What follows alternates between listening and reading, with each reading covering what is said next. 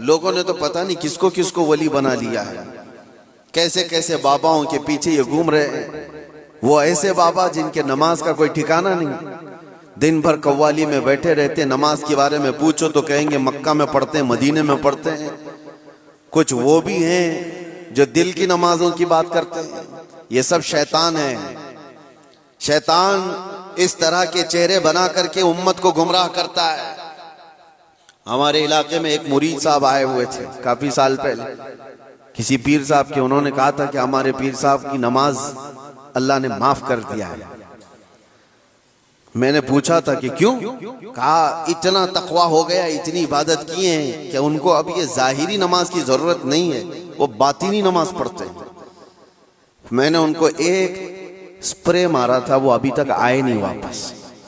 कहा शरीयत में 4 लोगों पर नमाज माफ है, 4 लोगों पर नमाज माफ है। नाबालिग बच्चा हो तो नमाज माफ है, भी मतलब उस पर नमाज फर्ज ही नहीं है। दूसरे पागल हो, दिमागी नहीं है, तो भी नमाज माफ है।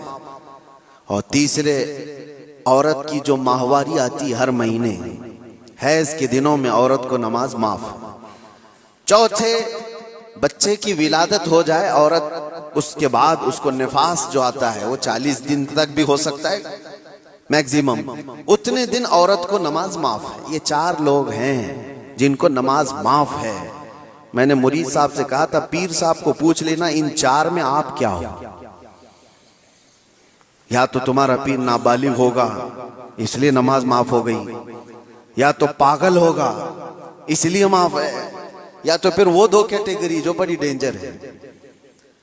पूछ लेना।